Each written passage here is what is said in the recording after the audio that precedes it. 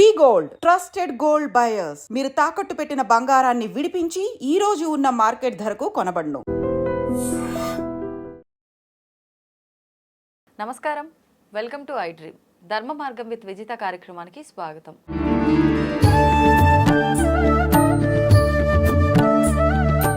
ప్రస్తుతం మనతో పాటు ఉన్నారు లలిత ఉపాసకులు, ప్రముఖ జ్యోతిష వాస్తు పండితులు శ్రీ నానాజీ పట్నాయక్ గారు. ఇప్పుడు వారితో మాట్లాడదాం. నమస్కారం గురువుగారు. శ్రీమాత్రే నమః. గురుగారు, మాఘమాసంలో వచ్చే పౌర్ణమి విశిష్టత ఏంటి? ఆ రోజుని అందరూ కూడా ఏ రకంగా ఉపయోగించుకోవచ్చు? తప్పకుండా అమ్మ. ఫస్ట్ ఆఫ్ ఆల్ మఖా నక్షత్రం మీద చంద్రుడు ఉన్నదాన్ని మాఘ పౌర్ణమి అంటూ ఉంటారు. ఓకే. సో ఈ మాఘ పౌర్ణమికి ఉన్నటువంటి ప్రత్యేకత ఏమిటి అంటే, మాఘమాసంలో చేసే పౌర్ణమి నాడు గనక లలిత అమ్మవారిని గనక మనం ప్రార్థించినట్లయితే, అందులో ప్రధానంగా సూర్య భగవాను చూస్తూ లలితా సహస్రనామాలు గనక చదివినట్లయితే, ఫస్ట్ ఆఫ్ ఆల్ మనకి కొన్ని వందల జన్మల వాసన మనల్ని వెంటాడుతూ ఉంటుంది. అది కర్మ అనుకోండి, వాసన అనుకోండి. ఇప్పుడు మనకున్న అలవాట్లు ఏవైతే ఉన్నాయో, లేకపోతే మనం ప్రవర్తిస్తున్నటువంటి ప్రవర్తన దగ్గర నుంచి, మనం పడుతున్నటువంటి ఇబ్బందుల నుంచి అన్నీ కూడా పూర్వజన్మ కర్మలే. ఈ పూర్వజన్మ కర్మలు దగ్ధం అవ్వాలంటే మనకు శాస్త్రాల్లో చెప్పినటువంటి మూడు విధానాలు. ఒకటి లలిత సహస్రనామ శ్రవణము, పఠనము, లేదా సూర్య ఉపాసన, లేదా ఏదైనా ఆలయంలో సేవ చేయడం. ఈ మాఘమాసంలో ప్రత్యేకంగా సూర్యుడిని చూస్తూ గనక లలితా సహస్రనామాలు శ్రవణం కానీ పఠనం కానీ చేసినట్లయితే ఖచ్చితంగా మీ పూర్వజన్మ కర్మ దగ్ధమవుతూ వెళ్తూ ఉంటుంది. ఏ సమయంలో అండి చేయాలి? ఉదయం పూట కానీ సాయంత్రం పూట కానీ చేయొచ్చు. ఉదయం అయితే సూర్యుడు ఉంటాడు, సాయంత్రం అస్తమిస్తుంటాడు కాబట్టి మనకి టైం కుదరకపోవచ్చు. అది అయితే మనకి సహజంగా అందరూ ఏంటంటే లలితా సహస్రనామాలు ఏదో నామాలు అనుకుంటారు, కానీ ఈక్వల్ టు వేదమంత్రాస్. ఒక వేదమంత్రం తీసుకొని మనం ఒక క్రతువు చేస్తే దానికి ఖచ్చితంగా ఆ పని అయి తీరుతుంది. వేదమంత్రం కనుక స్పష్టంగా ఎవరైనా సరే దాన్ని ఉచ్చరించి దానికి చేయాల్సిన విధానంలో ఒక హోమమో, యజ్ఞమో, అభిషేకం చేశారనుకోండి, 100% ఆ కామ్యం ఎలా అయితే నెరవేరుతుందో లలితా సహస్రనామాలకి కూడా అంతే శక్తి ఉంటుంది. ఇప్పుడు నామము, శ్లోకము ఎవరైనా చేయొచ్చు, కానీ మంత్రం అందరూ చేయడానికి అందుకే నామాలు కదా అవి. ఇప్పుడు అంటే దీన్ని వేదం లాగా తీసుకోవచ్చు. వేదమే. ఎందుకు దీన్ని వేదము అంటారంటే, ఇది ఎవరూ రచించలేదు. నిండు సభలో అమ్మవారిలో నుంచి 8 కిరణాలు బయటకు వచ్చాయి. వసిన్యాది వాగ్దేవతలు అంటారు వాళ్ళని. తెల్లటి కిరణాలు బయటకు వచ్చి ఆ నిండు సభలో వాళ్ళు అమ్మవారి గురించి చెప్పడం జరిగింది.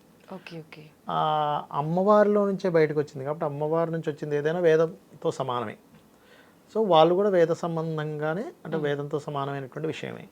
వేదంలో ఉన్నదేంటి, అసలు భగవంతుడు ఎవరు, ఏమిటనేటువంటి ఈ ప్రకృతి ఎవరు, విశ్వం ఏంటనేది చెప్పింది. లలిత సహస్రనామాలు కూడా అదే ఉంది. కాబట్టి ఆ నామాలకి చూడ్డానికి నామంలా ఉన్న లోపల బీజాక్షరాలు ఇమిడి ఉంటాయి లోపల, మనకు తెలియకుండానే. కాబట్టి ఎవరైనా సరే ముఖ్యంగా మాఘ పౌర్ణమి నాడు ఉదయము, సాయంత్రము, లేదా సాయంత్రం పూట పౌర్ణమి చంద్రుడిని చూస్తూ కనుక చేసినట్లయితే ఫస్ట్ ఆఫ్ ఆల్ వాళ్ళకి జరిగేది ఏమిటంటే, ఒకటి మానసిక ధైర్యం అనేది పెరుగుతుంది వారికి. చూడండి, మనకి చాలామంది అంటుంటారు చూసారు, అబ్బో నాకు ధైర్యం లేదండి, నేనేం చేయాలన్నా నేను స్టెప్ తీసుకోలేకపోతున్నాను అంటుంటారు చూసారు. అది ఫస్ట్ వాళ్ళకి పెరుగుతుంది. రెండవది, మాఘ పౌర్ణమి రోజు చేసేటువంటి ఏ క్రతువు అయినా సరే, అంటే ఆ రోజు కేవలం లలితే కాకుండా ఇంట్లో అభిషేకాలు చేయించుకుంటారు, హోమము, యజ్ఞము రకరకాలు చేస్తూ ఉంటారు. దానివల్ల కలిగేది ఏమిటంటే, ఒకటి అపమృత్యు దోషాలు పోతాయి మాఘ పౌర్ణమి రోజు చేసేటువంటి దీనివల్ల.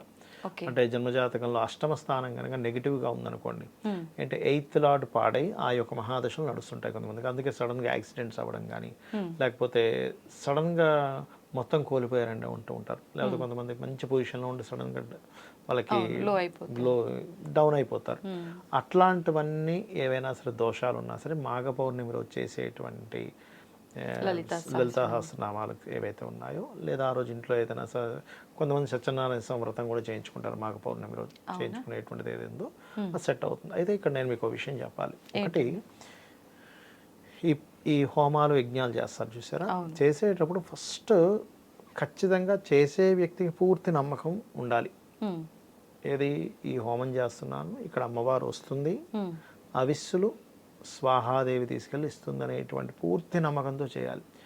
చేయించుకునే వ్యక్తి కూడా ఆ దీంతోనే ఉండాలి. వీళ్ళిద్దరూ గనక ఏదో అంటే చేసేటప్పుడు చేసే వ్యక్తి ఏదో వేరే ఆలోచనలో ఉండడం, లేకపోతే చేయించే వ్యక్తి ఏదో చేస్తున్నాడు కానీ ఉంటుందో లేదో ఫలితం అని ఉంటే కనుక ఏ హోమమైనా, ఏ పూజ అయినా అక్కడికి వస్తుందండి దేవత. ఫస్ట్ గుర్తుపెట్టుకోండి, ఏది చేసినా ఫస్ట్ అక్కడికి వస్తుంది, కానీ తను తీసుకోదు.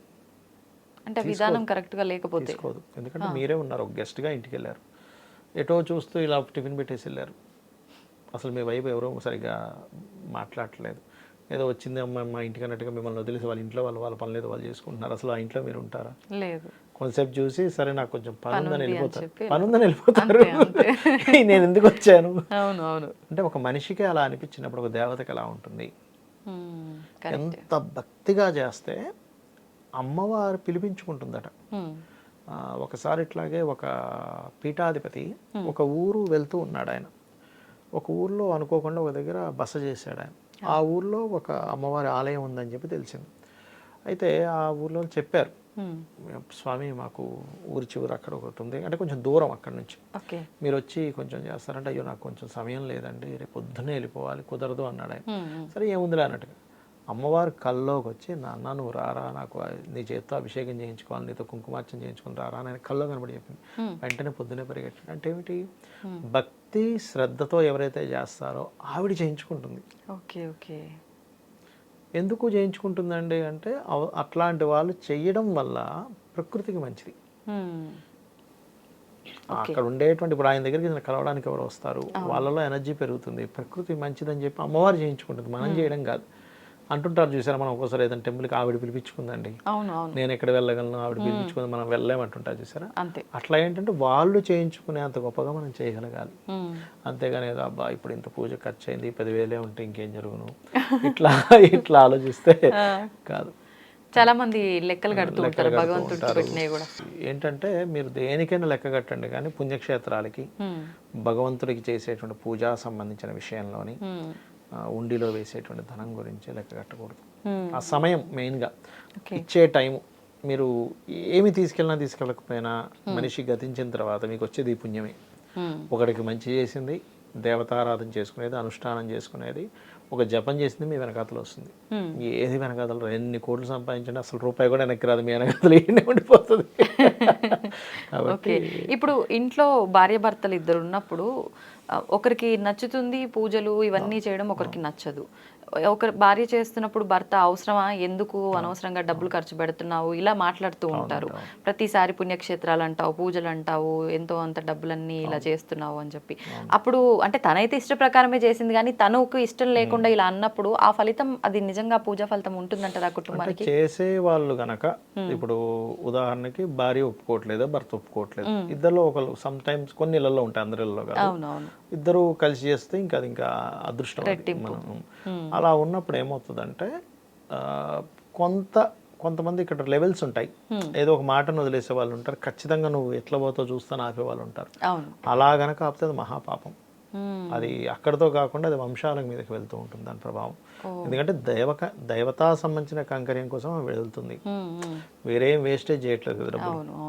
వెళ్తున్నప్పుడు ఆపకూడదు. సరే నీకు లేవు డబ్బులు అంటే, ఉన్న డబ్బులన్నీ అప్పులు ఉన్నాయి, ఇప్పుడున్న అప్పుల్లో మళ్ళీ నువ్వు ఇప్పుడు ఇది అవసరం అంటే దట్ ఈస్ డిఫరెంట్ థింగ్. ఇంట్లోనే చేసుకుందాంలే, అది వేరు, అక్కడ భగవంతుడు అర్థం చేసుకుంటాడు. కానీ ఇట్లా మాత్రం అస్సలు ఆపకూడదు, అది అన్నిటికంటే మహాపాపం. ఎందుకంటే ఈ శరీరం ఉన్నటువంటిదే, మానవ శరీరం దుర్లభం అంటారు. అంటే మళ్ళీ మళ్ళీ జన్మలు ఎత్తాలంటే మనకి రావచ్చు రాకపోవచ్చు.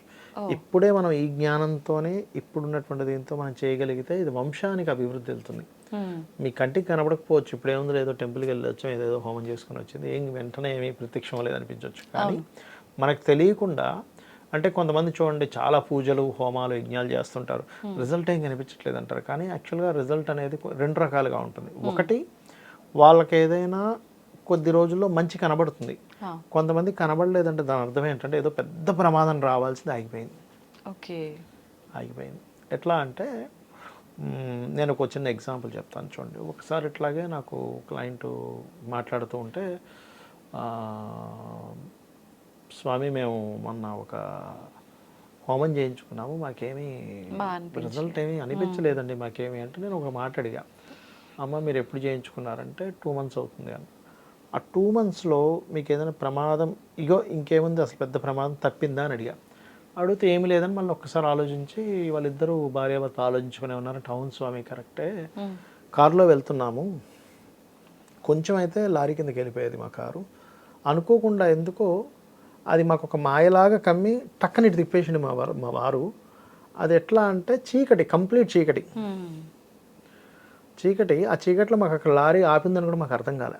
ఓ కానీ అది అనుకోకుండా ఆయన అదేదో మరి ఆయనకు కూడా నేను తిప్పుతా, ఆయన తర్వాత ఆగిన తర్వాత అన్నాడు అసలు నేను ఎట్లా తిప్పాను నాకే అర్థం కాలేదు అన్నాడు. అన్నప్పుడు నేను అమ్మ మీరు ఏదైతే చేశారో ఆ పుణ్యం ఆ రూపంలో కాపాడింది. మనం ఏంటంటే ఏదో మిరాకిల్ జరగాలనుకుంటాం, కానీ అది మిస్ అవ్వడం కూడా పెద్ద మిరాకిలే నిజంగానే.